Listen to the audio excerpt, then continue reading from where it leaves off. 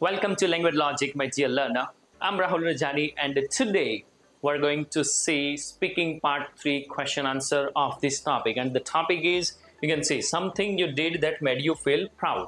अगर आपने इस टॉपिक की स्टोरी नहीं देखी है, then don't worry. ये स्टोरी की लिंक मैंने वीडियो के एंड में दे दिया, आप इस वीडियो को देखने के बाद देख लेना, राइट? सो अभी हम इस टॉपिक के पार्ट 3 के क्वेश्चन आंसर देखेंगे. Let's dive in.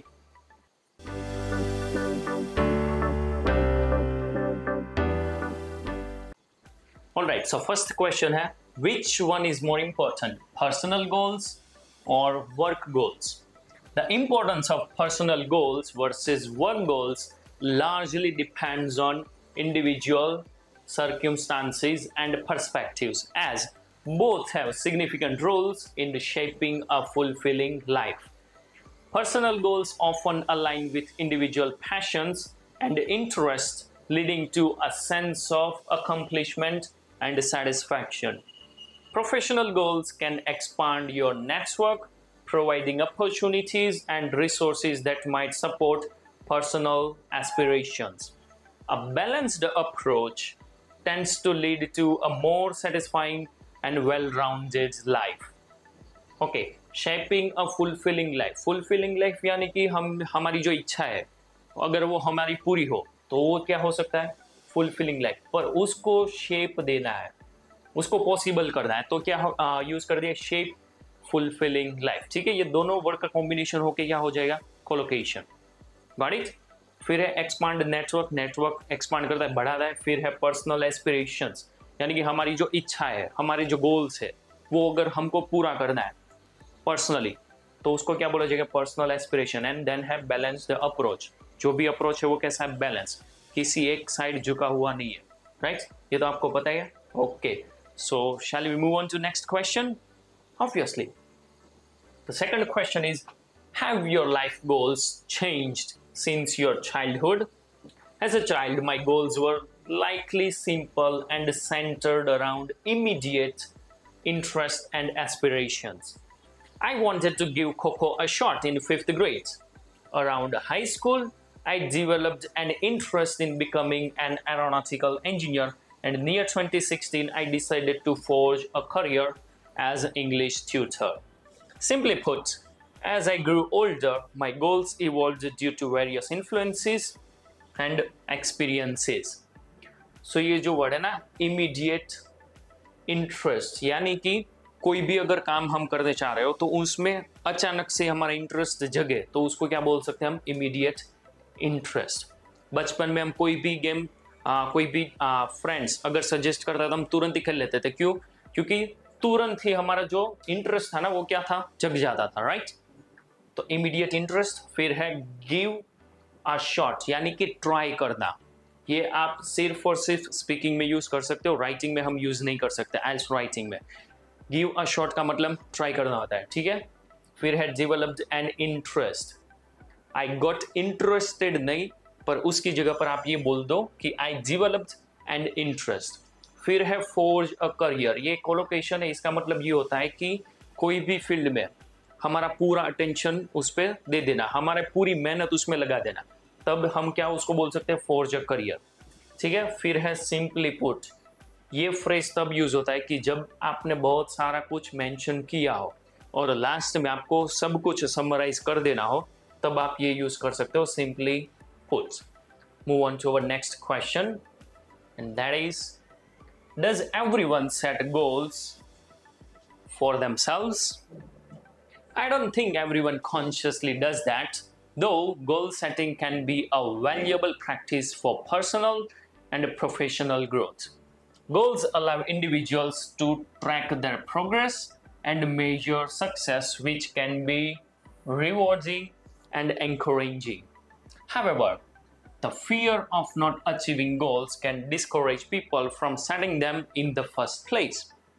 People have different ways of navigating their lives, and what works for one person might not work for another. अब ये वर्ड एक्सप्लेन करने की जरूरत नहीं है. ट्रैक प्रोग्रेस, हम प्रोग्रेस क्या करते हैं? ट्रैक करते हैं, और सक्सेस को क्या करते हैं? हम मेजर करते हैं. फिर है रिवॉर्डिंग.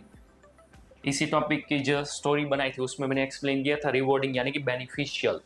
वर्ड अच्छा है, आप यूज कर सकते हो। और फिर क्या है, इन द फर्स्ट प्लेस, यानी कि फॉर एग्जाम्पल कोई मुझे पूछे कि आपको कुकिंग आती है, तो मैं क्या बोलूंगा कि पहली बात तो ये मुझे ये आता ही नहीं। तब जब आप ये फ्रेज करते हो ना, पहली बात तो ये, yes, at that time this phrase is used, got it. और फिर वर्ड कौन सा है, नेविगेटिंग। नेविगेटिंग यानी कि हमारी जो लाइफ जा रही है उसको दिशा देना, कि हमें कौन सी दिशा में आगे बढ़ना है या फिर जाना है, ठीक है। So we are going to move on, and the fourth question is what kind of rewards are important at work? Different types of rewards cater to various needs and preferences. Recognizing achievements in meetings, company newsletters, or social media can boost morale. Besides, branded merchandise like t-shirts, mugs, or tech gadgets can be appreciated. The most effective reward system often incorporates a mix of these elements.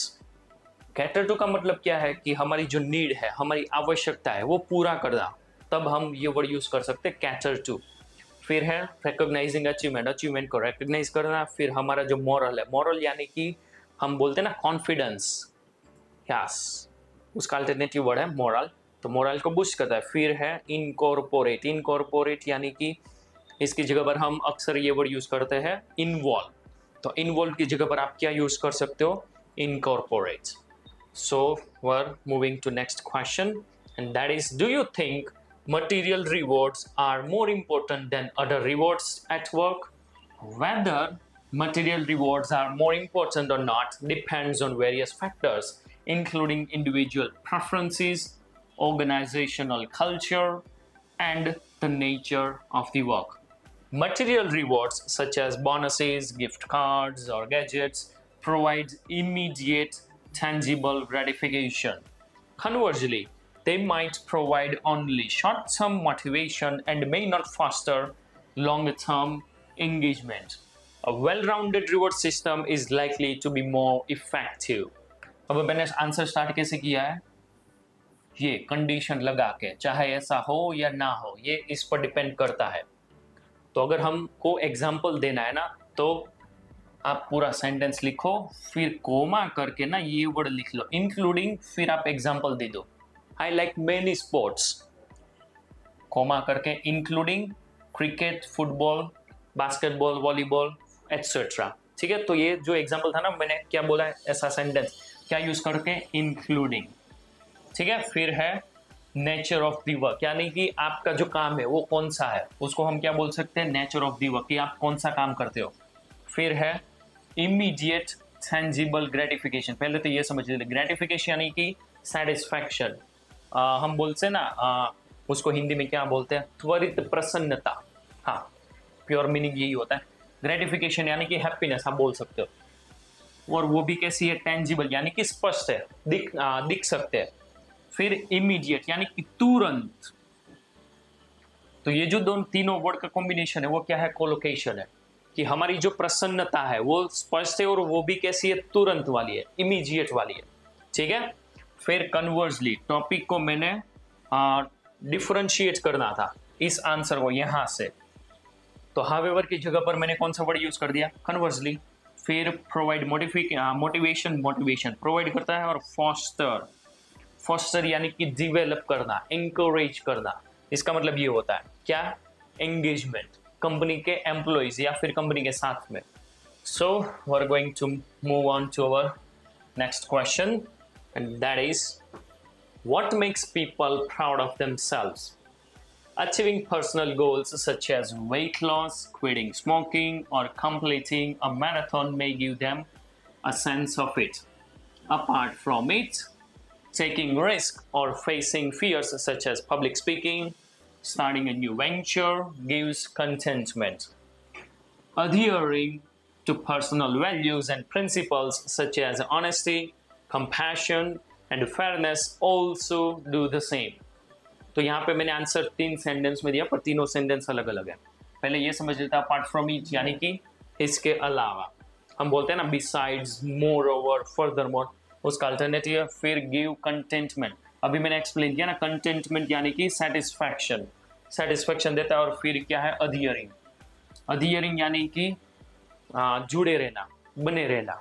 तो इसका मतलब मैं explain, adhering to personal values, यानी कि हमारी जो personal values है उसके साथ बने रहना, उसको मेंटेन रखना। आई होप आपको ये समझ में आया होगा। सो नेक्स्ट क्वेश्चन नहीं है। Okay, that's it for today. अगर ये 6 क्वेश्चन में से आपको कुछ भी समझ में नहीं आया, then you can comment me down that I have not understood this topic, please explain me, I will do it so, right.